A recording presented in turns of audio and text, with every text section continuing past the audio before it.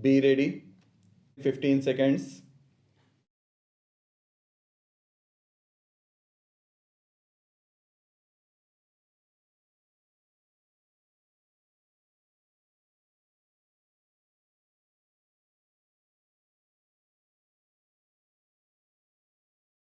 Sir, I was mentioning yesterday that the great expectation with which the budget had been presented have been belied so soon that one need not go into the question how far even the ruling party members would be able to claim justification for the statement that prices have been checked.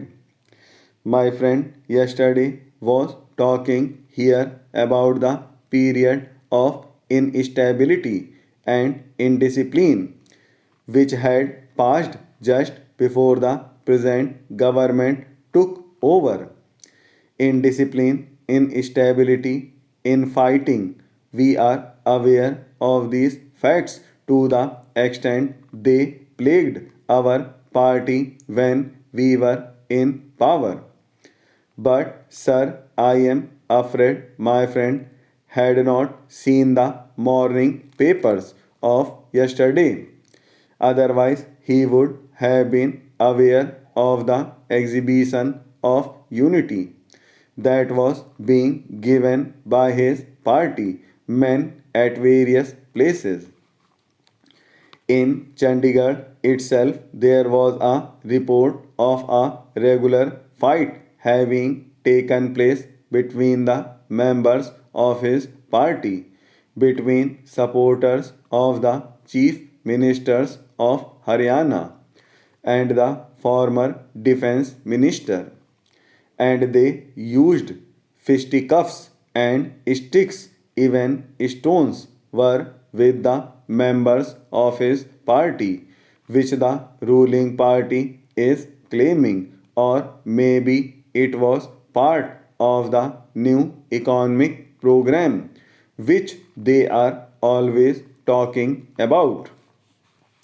Sir, about stability, we have a picture of stability in the various states, and I do not want to ask my friend if he had spoken to the Chief Minister of Andhra Pradesh or Maharashtra or Haryana or any other state to find out how far he was happy with the situation he was supposed to be presiding over.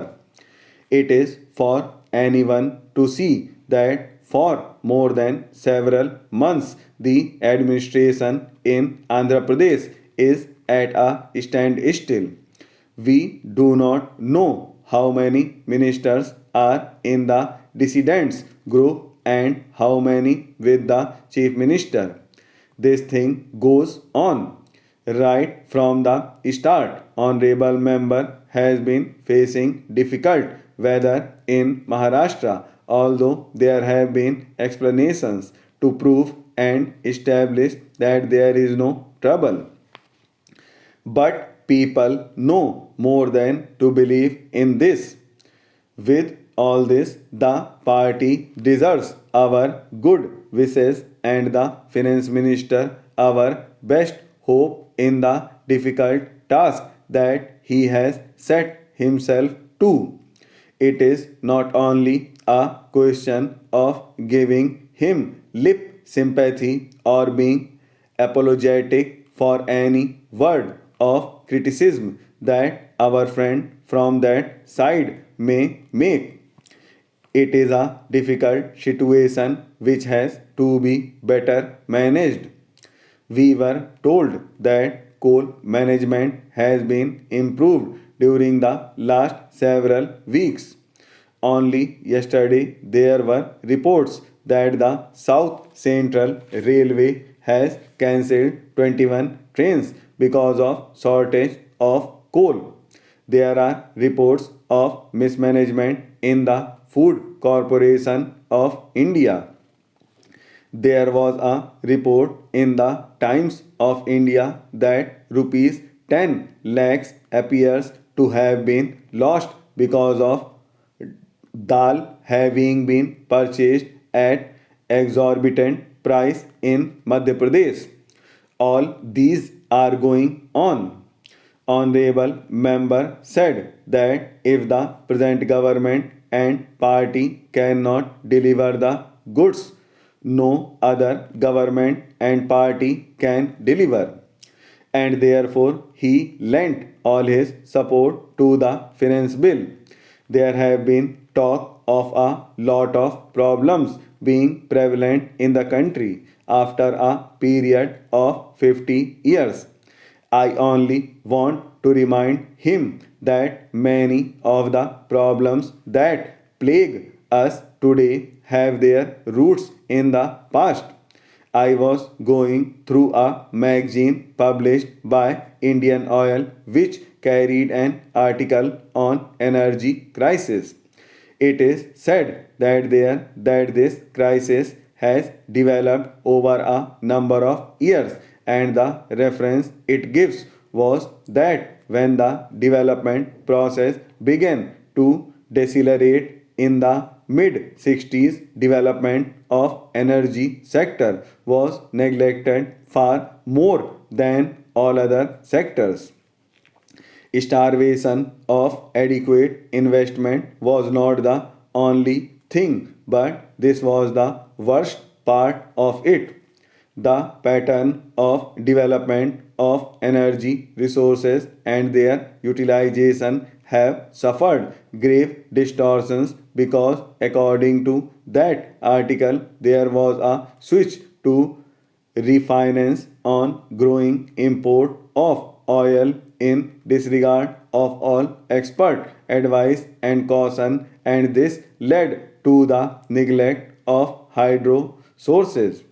In coal, too, investment and production were allowed to stagnate for nearly 2 decades. Even after 1973 oil crisis, it is observed that attempts to regulate consumption and import of oil and emphasis on indigenous alternative sources were given up. There was a decision to step up extraction of oil from discovered sources in disregard of technical experts and planning commission which favored conserving our modest resources for future. These things started when the present Prime Minister was in power, and the result is what we face today in the form of energy crisis. The blame for this crisis cannot be placed totally on the OPEC and oil exporting countries. Why I mention this is only to illustrate that mere goody talk or trying to be flatterers of the leader who happens to be shouldering the main responsibility of running the country is not the best way of solving our problems. This will not be in any way solve our basic problems. In your address, Mr. President, you have pointed out that India is still a depressingly poor country and expressed concern that we have not succeeded well enough in our effort to fight poverty and develop our economy. Poverty is indeed the central problem facing us, and it is the way in which we set out to tackle it that we as a nation will be judged. It is a long and arduous battle that we have to wage. It calls for clarity of purpose, for determination, for unity. It demands of us all the perseverance, the discipline, the hard work of which we are capable. Slowly and steadily, we shall be building a new and progressive nation. in which even the poorest in our country will be able to enjoy a minimum level of living. There will be fuller employment, more widespread facilities of education and health, greater opportunities for youth, and less inequalities of income and wealth.